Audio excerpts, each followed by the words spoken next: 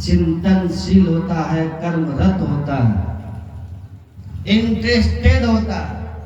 केवल बाहरी संसार में रूप रस गंध स्पर्श और शब्द, यही बाहर संसार में 5 विषय है।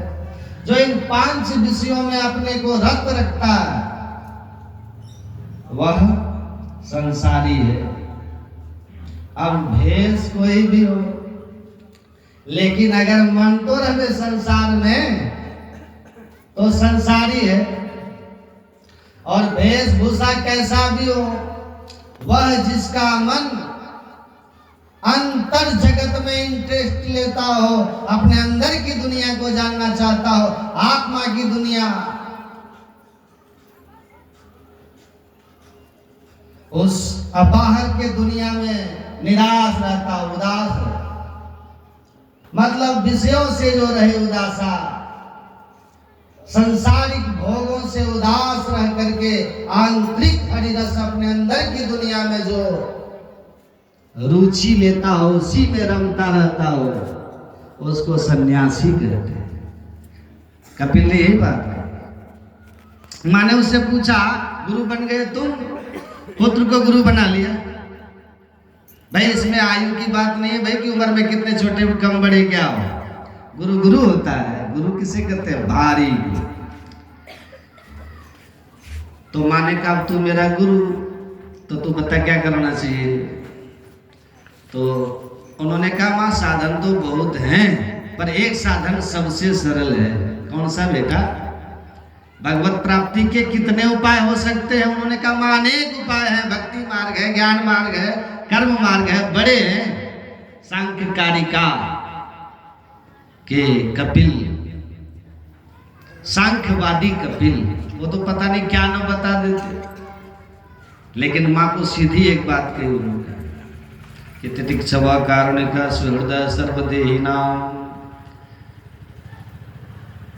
जो तितिक्षु है, करुणा संपन्न है, सुहृदय है, सरल मना है, निश्चल है, जब जिनमें काम टिक नहीं पाता, ऐसे महापुरुषों की संगति ही कल्याणकारी है।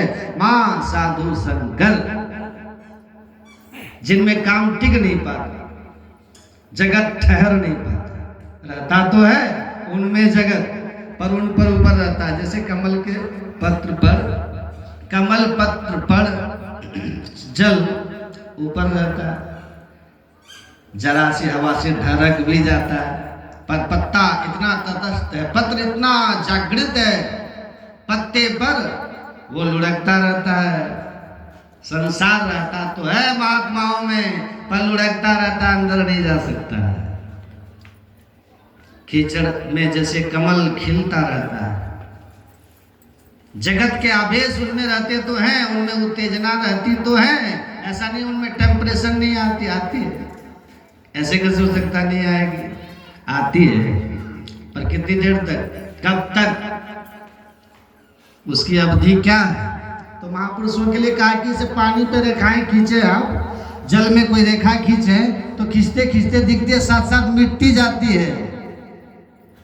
जैसे पानी में आप कोई रेखा खींचे तो खींचते खींचते वो दिखती है, पर मिटती जाती है, मिटती जाती है। ऐसे साधु पदा कौन और संसारी कौन? संसारी वो जिसमें, जो संसार में रहता है उसके भीतर भी संसार रहता है।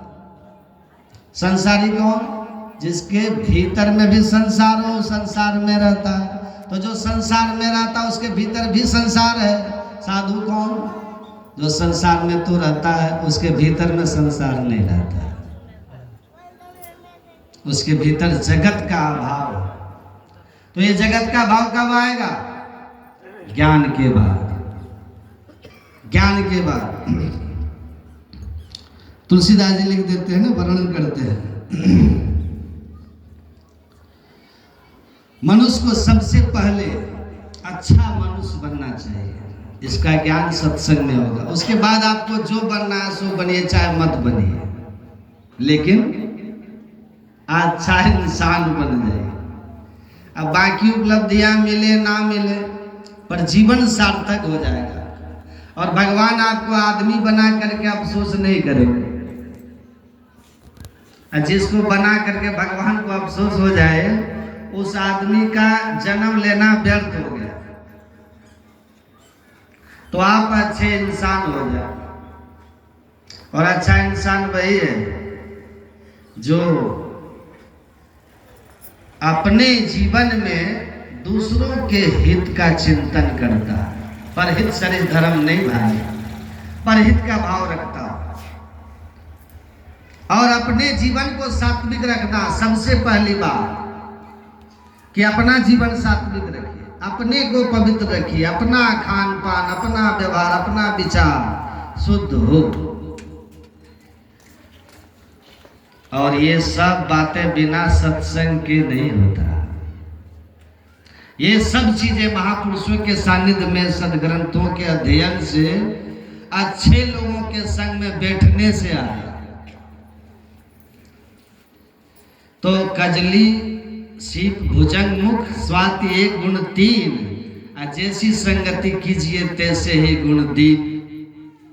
संग का देखिए बहुत महत्व होता है। एक ही स्वाति नक्षत्र के वर्षा की बूंद जब केला में गिरे तो कपूर हो जाता है, अब बांस पर गिरे तो बंसलोचन, अब वही सीपी में गिरा तो मोती बन गया, और सांप के मुंह में गया तो विषधर मतलब जहर बन गया। तो वस्तु एक ही है, लेकिन संग के कारण उसके गुण प्रभाव अलग अलग होते हैं, अलग अलग होते हैं, सबके अलग अलग। संग का महत्व यही है। इसीलिए कहा कि प्रसंग वज्रम पासम आत्मन कवियो विदु स्वयं साधु सुकृते मोक्ष द्वारम अपावृतम। भगवान कपिल मुनि ने अपने माँ देवहूति को कहा कि हे माँ, जब मनुष्य का संग किसी संसारी कामनाओं के पीछे पाप और पुण्य का विचार किए बिना रात दिन लगे रहे, ऐसे आदमी का संग कीजिएगा तो क्या होगा? आपके जीवन में पाप आएगा, बंधन बढ़ेगा, और आपका परलोक भी बिगड़ जाएगा। लोक भी बिगड़ेगा, परलोक भी बिगड़ जाएगा, दोनों बिगड़ जाएगा। अगर वही संग किसी सत्पुरुष का हो, अच्छे आदमी का हो, तो फिर आपके लिए मोक्ष का द्वार खोलेगा, शांति सुख का द्वार खोलेगा। तो हमारा जो जीवन बनता है ना, उस पर 3 बातें निर्भर करती हैं। ध्यान से समझिएगा कि हम कैसे होंगे। पहला, हमारा पूर्व जन्म का संस्कार जो हमारे हाथ में नहीं है। बाल गंगाधर तिलक ने लिखा है कि 3 बातें हम मनुष्य के निर्माण में मुख्य भूमिका निभाती है। उसमें पहला है पूर्व जन्म का संस्कार, और दूसरा है आपके माता पिता और परिवार, और तीसरा है आपका संग। तो पूर्व जन्म का संस्कार अब हमारे बस में तो है नहीं, अब जैसा संस्कार है।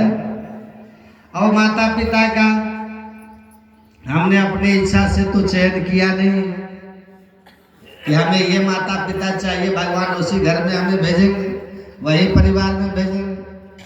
खून के रिश्ते आपने ऊपर से परमात्मा के द्वारा बनाए गए थे, वहां हमने जन्म ले लिया है।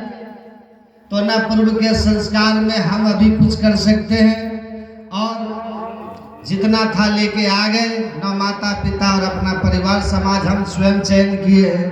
एक ही स्वतंत्रता हमारे पास जो हमारा निर्माण कर सकता है, हमारे पूर्व के संस्कार को और हमारे माता पिता और समाज के संस्कार दोनों पर भारी पड़ता है, वह है हमारा वर्तमान का संग। और संग हम किसको करें, ये हमारी स्वतंत्रता है। हम मनुष्य है तो हमें स्वतंत्रता है, हम अपना दोस्त तय करें कौन होगा, हम किनके साथ बैठेंगे, किनके साथ रहेंगे,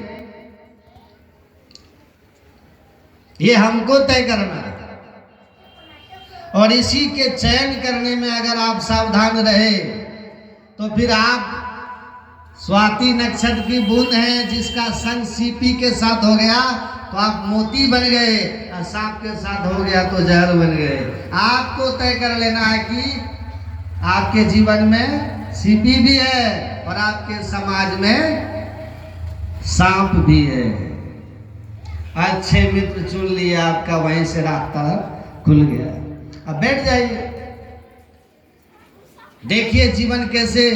अजामिल इतने शुद्ध पवित्र सात्विक ब्राह्मण थे, भागवत में उसका चरित्र आता है। इतने शुद्ध सात्विक पवित्र ब्राह्मण थे, एकदम नियम से ब्राह्मण के धर्म का पालन करते थे, नियमित उनका पूजा पाठ चलता था। लेकिन पिता के आदेशानुसार वो जाते थे फूल लाने। पिता ने उनको एक दिन मना किया, बेटा उधर से मत जाना, लेकिन पिता के अनुभव का उसने लाभ नहीं ले सका। देखिए, कोई आदमी कोई बात कुछ बोलता है, अगर 70 साल का आदमी कुछ बोल रहा है तो वह एक लाइन नहीं बोल रहा, वो 70 वर्ष का आपको अनुभव अपना बोल रहा है। 70 साल के अनुभव उसके जीवन में बोल रहा है। इसलिए आप 10 बुजुर्ग व्यक्ति का विचार